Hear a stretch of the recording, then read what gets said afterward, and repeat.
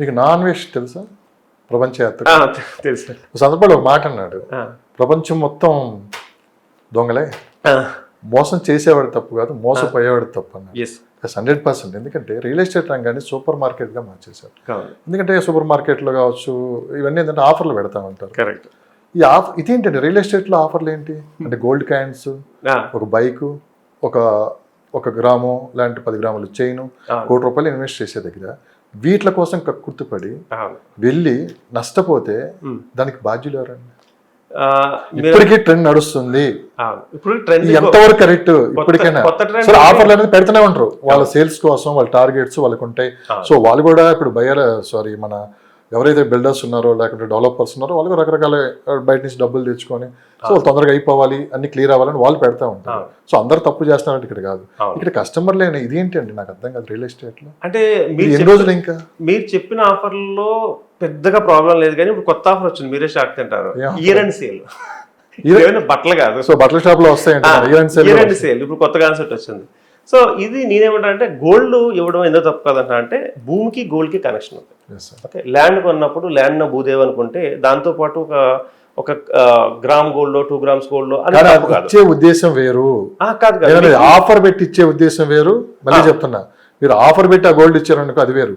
లేదు ఎన్ని ఆఫర్లు ఏం పెట్టకుండా ల్యాండ్ కొన్నారు అని చెప్పి ఎవరో తెలియకుండా ఒక 10 గ్రాములు ఇచ్చేసారనుకో అది వేరు. ఆ సెంటిమెంట్ అనేది అక్కడ వరకే ఉంటుంది. అవునవును. అంటే ఎలాంటి ఆఫర్లు ప్రాబ్లం అంటే మీకు ఒక యాదగిరి గుట్ట దగ్గర ఒక ప్రాజెక్ట్ వచ్చింది అనమాట. అంటే వాళ్ళు ఏమని చెప్పారంటే మీరు ల్యాండ్ కొనుక్కోండి, 1 ఎకర్ ల్యాండ్ కొనుక్కుంటే వాళ్ళు 1/4 ఎకర్ రిజిస్ట్రేషన్ చేస్తారు, మిగతాదేమో దాంట్లో ఇల్లులు కట్టేస్తాము. ఓకే, ఇల్లు కాదు హోటలే కట్టేస్తాము, హోటల్ రెంట్కి ఇచ్చేస్తాము, వచ్చిన రెంట్ మీకు షేర్ చేసేస్తాము. అంటే ఇక్కడ ఒకటి ఆలోచించాల్సింది ఏంటంటే ఆ ఏరియాలో నిజంగా హోటల్ కడితే వస్తారా జనాలు, అది చూసుకోవట్లేదు కస్టమర్. రెండోది ఏంటంటే నిజంగా హోటల్కి ఆక్యుపెన్సీ ఉండాలి కదా. ఇప్పుడు మా సిటీలో హోటల్స్కి ఆక్యుపెన్సీ లేనప్పుడు అంత దూరం వచ్చి ఎవరుంటారు, అదొకటి ఆలోచించట్లేదు. థర్డ్ ఏంటంటే ఎకరం పొలం కొంటే నాకు పావు ఎకరం ఎందుకు చేస్తున్నాడు, మిగతా దానికి ఏంటి ఈ ఎకరం, ఈ లాజిక్లు మిస్. ఇవి మీరు చెప్పిన స్కామ్స్లో వచ్చే బెనిఫిట్స్ ఇష్యూస్ వస్తాయి. ఓకే, నేనేమంటున్నానంటే ఇప్పుడు మీకు పాతకాలంలో కూడా మీరు కిరాణా కొట్టుకు వెళ్ళారు అనుకోండి, కొనుక్కున్న తర్వాత బెల్లం ముక్క పెడతారు మీకు.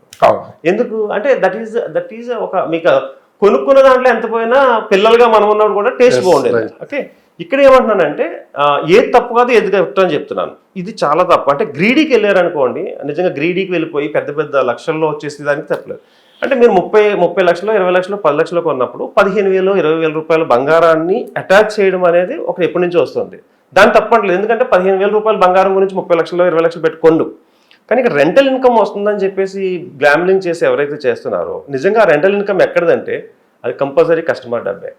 కస్టమర్ 30 లక్షలు ఇస్తే దాంట్లో ప్రతి నెల 25,000 రెంట్ ఇస్తారు.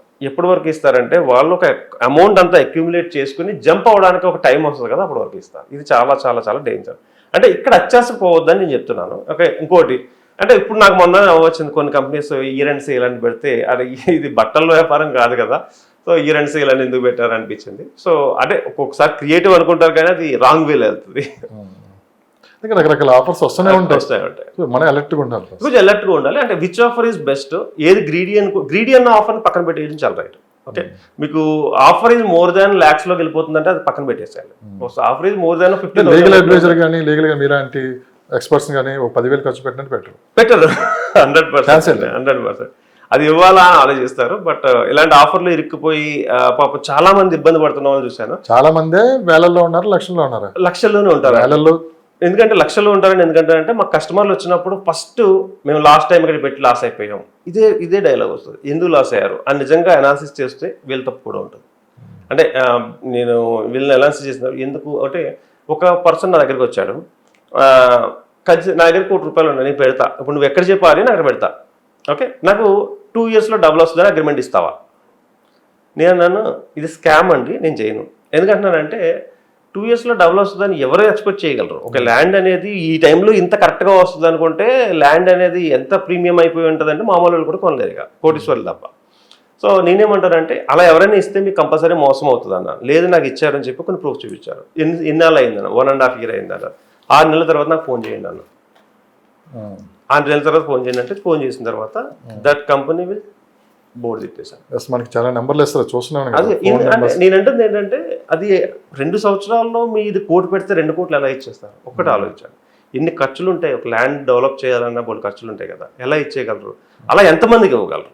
సో అది కూడా మనం తీపి ఆలోచించాలి. కబుర్లు బాగుంటాయి. పొద్దున్నే good morning sir, good afternoon sir, so ఏంటి ఈ రోజు ఎంతవరకు వచ్చింది, ఇవన్నీ బాగానే ఉంటాయి, రోజు ఉండే. సో ఉంటాయి.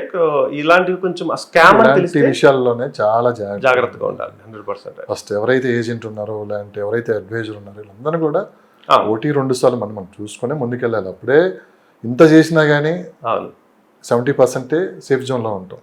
ఇంకా 30% 1-2 సార్లు చెక్ చేసుకోమని మేము కూడా చెప్తాము. అంటే ఎవరు అందరూ తప్పు చేస్తున్నారు. ఇక్కడ ఏంటంటే ఈ సోషల్ మీడియా వచ్చిన తర్వాత ఎవరికి వాళ్ళు ఎక్స్పర్ట్స్ అయిపోయారు. ఎవరికి వాళ్ళు అసలుకి ఆ ప్రోడక్ట్ ని ప్రమోట్ చేసుకోవడం కావచ్చు. ఒకప్పుడు ఏంటంటే మనం ఓ హీరోనో హీరోయిన్నో ఓ సెలబ్రిటీని తీసుకొని వచ్చి ఆ ప్రోడక్ట్ మనం ప్రమోట్ చేస్తాం.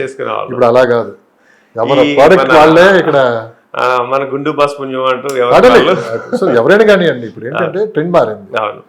సో ఎవరికి వాళ్ళే ప్రమోటర్ లాంటి ఇన్ఫ్లుయెన్సర్స్ కావచ్చు, బయట రకరకాలకి ఏదో చెప్తా ఉంటారు. కానీ ఇదే నిజం అనుకోండి. చాలా మంది మీరు నమ్మరేమో కానీ ఇట్లా ఇంటర్వ్యూలు కూడా చూసి చాలా మంది లేదు మీరు చెప్పిందే ఫైన్లో మీరు ఓకే బుక్ చేసుకుంటానని చెప్పేవాళ్ళు కూడా ఉన్నారు. అవును. సో ఎప్పుడైనా సరే ఎవరైనా ఇన్ఫ్లుయెన్సర్ కావచ్చు, లేకపోతే ఒక అనలిస్ట్ కావచ్చు, లేదా ఎక్స్పర్ట్ కావచ్చు, నాలెడ్జ్ ఇవ్వడానికి మాత్రమే రైట్ ఉంటుంది. ఆయనకి నాలెడ్జ్ ఇవ్వడానికి మాత్రమే రైట్ ఉంటుంది, కానీ పుష్ చేసి కొనిపించడానికి రైట్ ఉండదు. సో నాలెడ్జ్ ఇచ్చిన తర్వాత ఆటోమేటిక్గా కస్టమర్ విల్ అనాలిసిస్, కొనాలా కొనక్కర్లేదా. So then customers sir business జరుగుతుంది అనుకోండి, మీకు వచ్చారని కస్టమర్ మీరు వదులుకుంటారా? అంతే కదా. అవును. ఇన్ఫ్లుయెన్సర్ అయినా ఎవడైనా ఇంకొకటి ఏంటంటే పర్సంటేజ్ వస్తుంది కాబట్టి వాళ్ళు వదులుకోరు. అవును. కానీ ఇక్కడే ఈ సెలక్షన్ లోనే మనం పర్ఫెక్ట్ గా ఉండాలి. అది కూడా పర్సన్ సెలెక్ట్ చేసుకోవాలి, రైట్ పర్సన్ సెలెక్ట్ చేసుకోవాలి. బట్ బ్యాక్ ఎండ్ లో ఎంత రైట్ పర్సన్ అయినా మీరు ఇందా చెప్పినట్టు back end verification, second verification జరగాలి. ఆ సెకండ్ వెరిఫికేషన్ జరిగితే they are in safe hands అన్నట్టు అనమాట. So first of all thank you real boom. And మీరు ఎవరైనా ఎలాంటి సజెషన్స్ కావాల్సి వచ్చినా, అది ఒకసారి సిల్లీ సజెషన్ అన్న అడగొచ్చు, పెద్ద ఇంపార్టెంట్ సజెషన్ అన్న అడగొచ్చు. So you can contact me. నేను ఎనీ టైం మీకు ఒకవేళ మొబైల్లో నేను అందుబాటులో లేకపోయినా వాట్సాప్లో మీరు నాకు పింక్ చేసినట్లయితే 100% నా టైం చూసుకుని స్కెడ్యూల్ ఫిక్స్ చేస్తాను. నా నెంబర్ 9391151121. సో ఎలాంటి క్వశ్చన్ అయినా మీరు అడగండి. ప్రజెంట్ 100% మీకు అక్యురేట్గా చెప్పడానికి ట్రై చేస్తాను నాకున్న నాలెడ్జ్ ఉపయోగించి. Thank you.